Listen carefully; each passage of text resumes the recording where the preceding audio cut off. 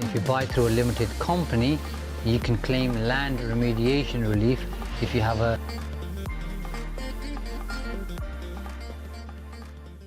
Hi, we're back at the New England Club, and here we're on the second floor. So this was one big hall, and there was nothing here whatsoever the last time we came here, and today we can see the room structure. So I'm looking forward to showing you around so you can see the progress we've made in the last couple of weeks. Let's go and have a look. It's a bit dark here, so I hope that's going to work for us, but let's go in here. All right, so we'll start this side here. This was the starting. You can see the windows are going to stay as it is, but at least we've got the room structure, which is a decent sized room. They're building it out, and there's absolutely nothing here. So if you look at the video we made, the one before this, which will be in the link somewhere here, you'll see there was absolutely nothing here whatsoever, and now you can see the different sizes of the room.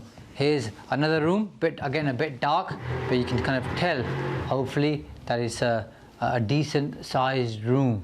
The ceilings are a bit lower compared to what we've got downstairs. Downstairs we've got very high ceilings, here slightly low, but we're obviously restricted to the height of the roof. So this works, but they're not as tall as downstairs. So I guess I'm comparing them to something which is different. Another room here. It's remarkable, in fact, when you're doing these conversions, and we've done quite a few now, the size of the rooms, when they're actually physically built out or laid out, appear bigger than what you think they're going to be on the drawings, which is interesting. It's the same when you knock something down. You don't realize how big the piece of land or area is, and when you knock a piece of the building down, or the entire building down, which we've done in the past as well, you realize, wow, this is a lot of land. And the same kind of thing applies here in a different way.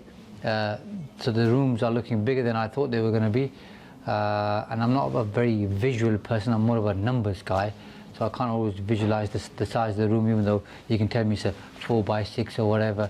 I can't always kind of visualize how big that is in my head until I actually see it. So impressed with the size of the rooms now that I can see exactly how big they're going to be. Let's go and have a look at the rooms over here. So we've come from here. Here you go. Nice, decent sized hallway. Two people can easily walk through here. Again, a bit dark here, but it's a nice sized room. You can tell here it's going to work pretty well as a bedroom, which is good.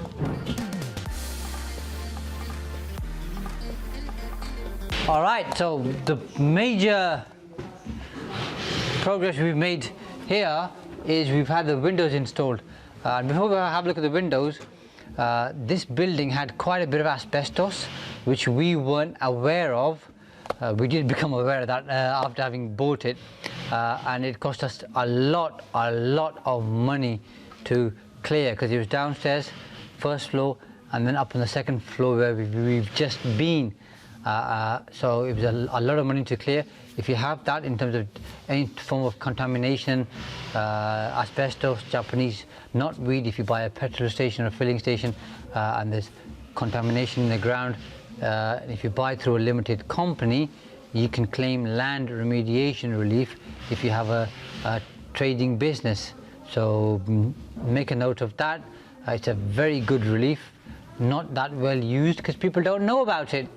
So any form of contamination that you clear, you can claim land remediation relief, which worked out incredibly well for us, and it's something that I suggest you do as well. Obviously, something you can use to note is try and figure out if it's got asbestos or contamination before you buy it. That helps. We didn't in this case, but it still worked out okay for us.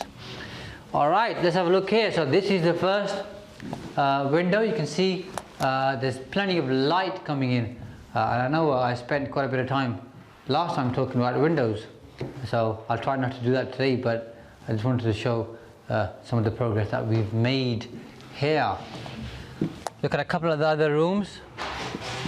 They've been working incredibly hard upstairs, and they've done remarkably well, hence why there's not that much progress this side whatsoever. There's a new window there, but let's go through here. So we covered land remediation relief. We covered the fact that this was previously a ex-working men's or ex-people's club, or and before that it was a cinema. So there's a lot of history in this place. And the previous occupiers or the owners, when they sold it to us, they couldn't find any space for storing their equipment. Mainly they had a lot of gaming machines, the big 12-foot snooker tables. 2 were here, 1 was upstairs in fact, and lots of other equipment. So we allowed them to use this for 3 months, and they paid us best part of £7,500.